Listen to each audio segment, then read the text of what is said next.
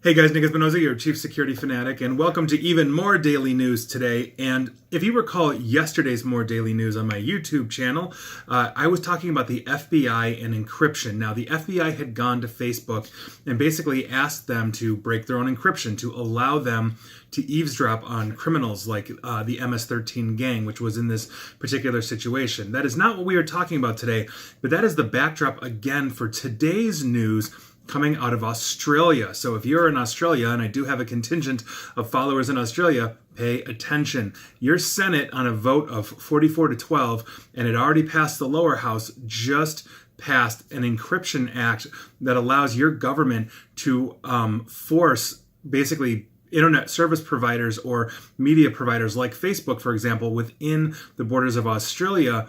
It's forcing them to create a vulnerability that would allow government law enforcement to track potential criminals or anybody else for that matter.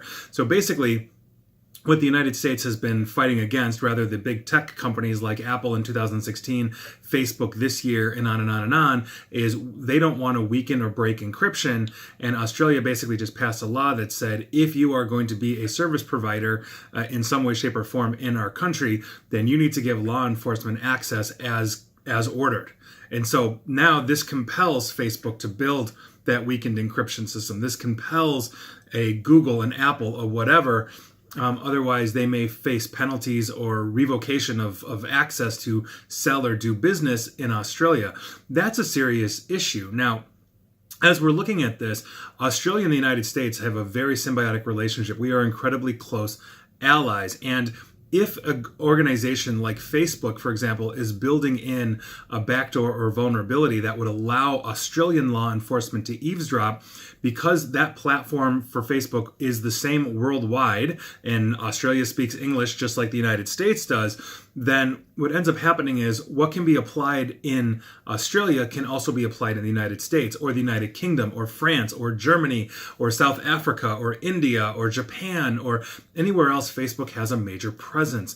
And so if they are opening up because they are now compelled by government law to do this, they're actually weakening encryption and giving any law enforcement agency worldwide the ability to surveil, which means the next time the FBI goes to Facebook and says, the American FBI goes to Facebook and says, hey, we want this, Australia has it, we know you do it, now we want this, it is going to be that much easier for them to get, whether it's through court order or whether Facebook simply acquiesces at this point.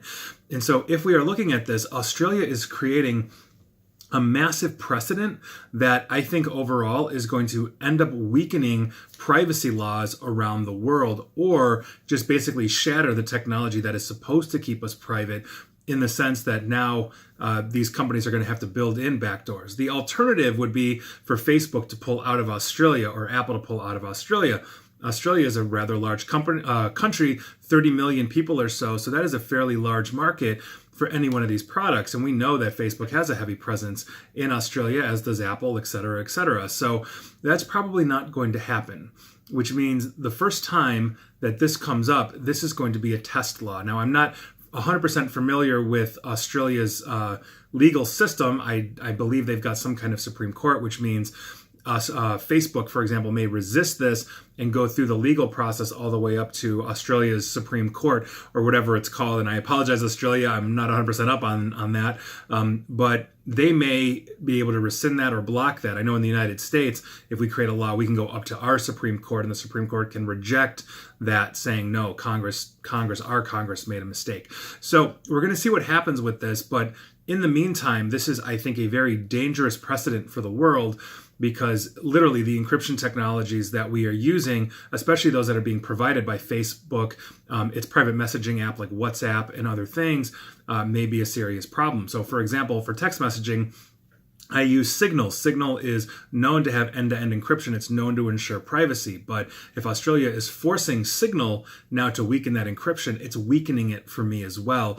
And I am not a fan of that, nor should you be. And it's not an issue of us having anything to hide. It's an issue of allowing us the privacy that we rightfully have with technology. And I know and understand it makes law enforcement's job a little harder, but that's not necessarily the point. I mean, we've survived many different ways of over the years and centuries of people hiding things and law enforcement finding it, and on and on and on.